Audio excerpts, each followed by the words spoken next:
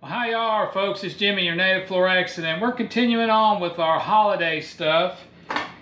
We just did a video on some holiday apps, so if you hadn't seen that, go check that video out. I think it come out pretty good, but we're going to do something different today, and it starts with what I used. I used a cranberry jelly in that holiday app video, and then I got to thinking about it. You know, that's something I've never done.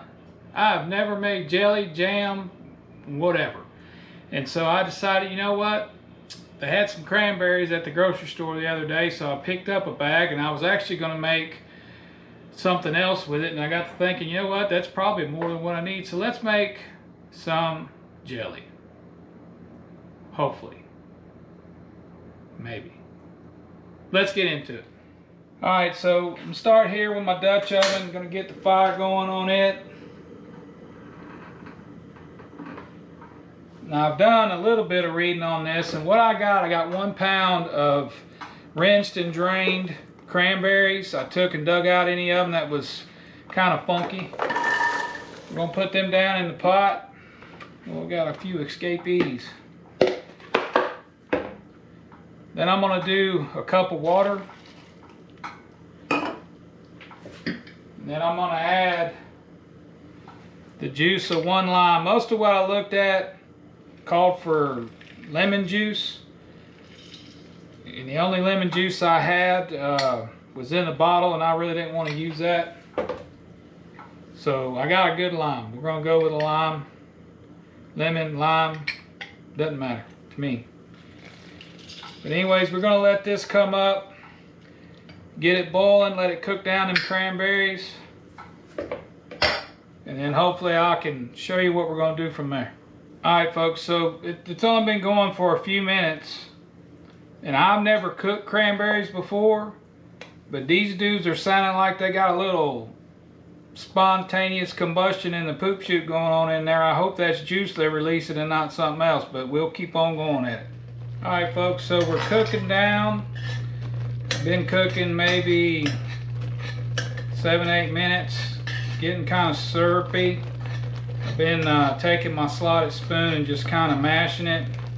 Looking pretty good. So I'm going to go ahead and add, I got 4 cups of sugar here.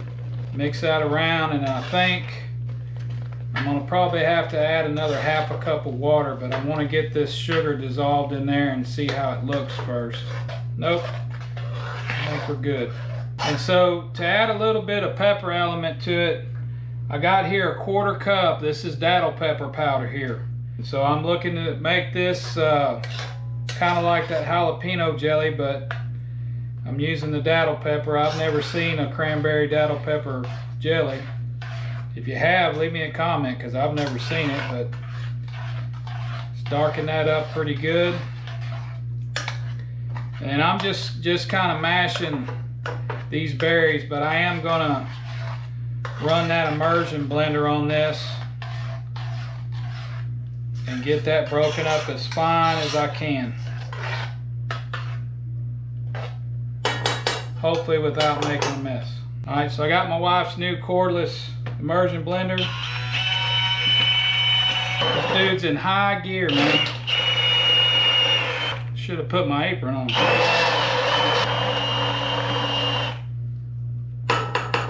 Alright folks, so as you can see, we've got it all stirred up real good, mixed in.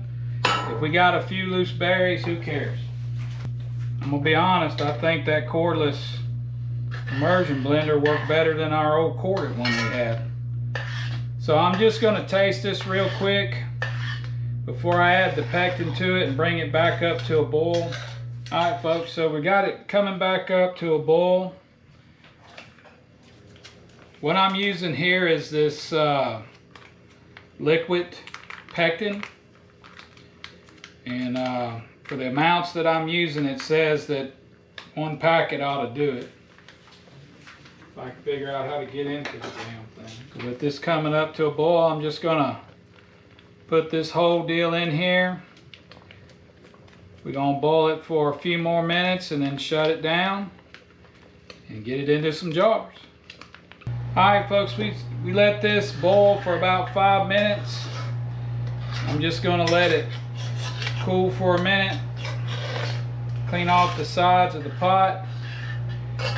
Get my cannon funnel. I got some clean and sanitized pint jars, and then I got a couple of big ones to put the remainder in if need be.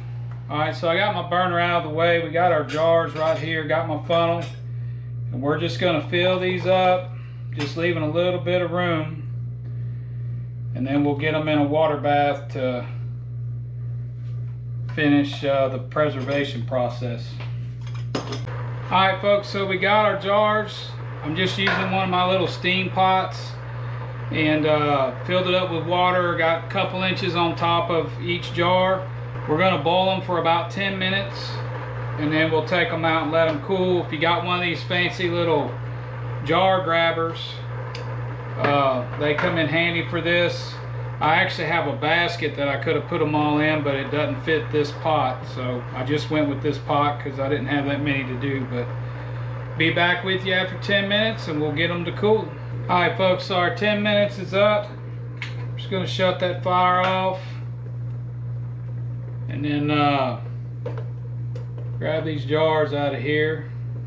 So I'm just going to put them on the cutting board with the towel. We're just going to let them set and cool for a little bit, or cool all the way down, and then we'll check the lids and make sure they've sucked in and we don't have no poppers. Alright folks, here we go. We got our jelly cooled down. All of the lids have sucked down, none of them's popping, which means they're sealed good. So I'm probably going to put one in the fridge, let it cool down, and we'll try it out tomorrow on something. We'll figure that out tomorrow. Alright folks, so it's the next day. It's a little chillier, that's why I'm wearing long sleeves. You know, here in Texas it's 66 degrees, so we're getting ready to turn the heaters on and insulate the pipes and all that kind of stuff. But anyways, I got my jar of jelly. I kept it in the fridge overnight. Let's see how good that seal was. Oh, there you go. Grab us a spoon here. You can see that consistency is just like jelly. You know, we beat it up with the immersion blender a little bit, but it's still got a little bit of the grains to it, which is what I like. And so I'm just going to grab a cracker here.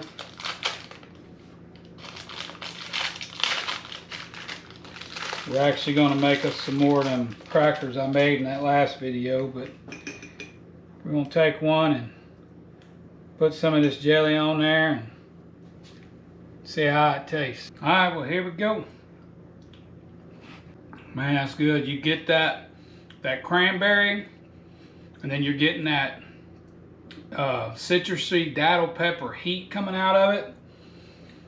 But the datil pepper's sneaky now. It'll sneak up on you. You kind of got to let it sit for a minute before you take another bite. But no, that's good. That's good. You can definitely tell that datil pepper's got about the same Scoville unit as a habanero. But no, that's good. That's good for me. But I think it might be a little too hot for some of the people that I'll be serving this to and how I want to do it. So I'm going to save this jar for me. We're going to make another batch with less of the datil pepper, just so we can calm that heat down a little more and make it a little more enjoyable for those that can't take the heat. No pun intended. So let's get into that one. Alright folks, so we're getting started again. I'm not going to take you through everything. We're going to do this the same as we did yesterday. Pound of cranberries, cup of water. We'll add a lime to it. And then what I've got, yesterday I used a 1/4 cup of datil pepper powder, which is 4 tablespoons. So I measured out 2 tablespoons into here. When the time comes, we'll throw that in there. Now again, you can use whatever kind of pepper powder. You can even use fresh peppers if you want.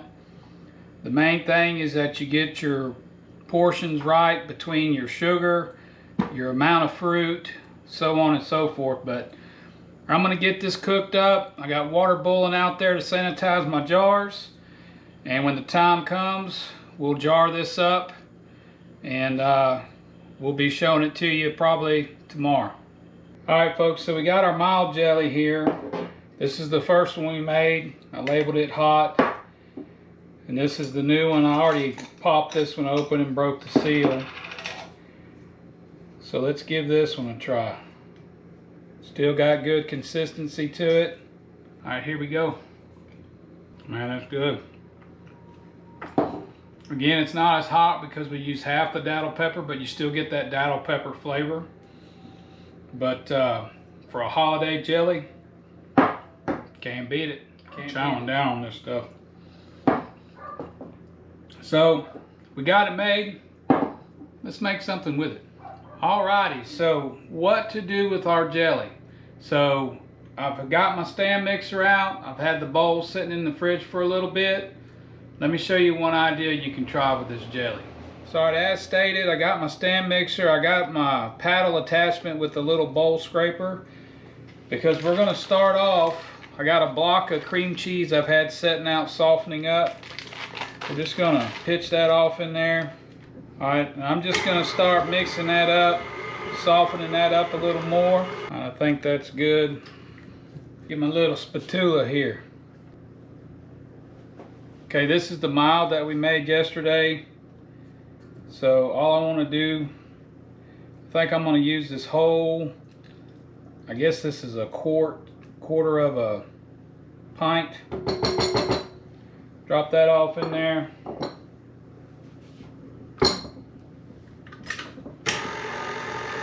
Get it mixed in.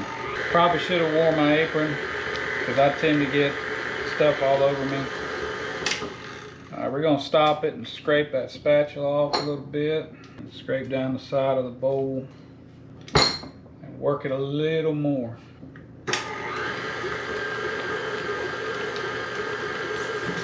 Okay folks, we let that run about a minute. Just going to scrape these sides down. Make sure we got all of it. We'll let it go about another minute. Alright folks, that's as far as we're going to go on that. Scrape everything off. Then I'm going to show you what we're going to do from there. Okay folks, so all I did was take some of this press and seal wrap. And I laid one sheet this way and one sheet this way. And then just kind of pushed it down into a small little bowl. And what I want to do, if I can do it, is put our cream cheese mixture down into this bowl. Alright, so all we're going to do now is scrape all this off our spatula and kind of smooth that down inside that bowl there. And we'll put it back in the fridge and let it set up. But since I happen to have some of our holiday crackers that we made in our holiday app video, I'm going to put a little bit of that on there and try some of this out. Down the chute we go. That is great. That is on time. Alright, so lastly, we're just gonna seal this up.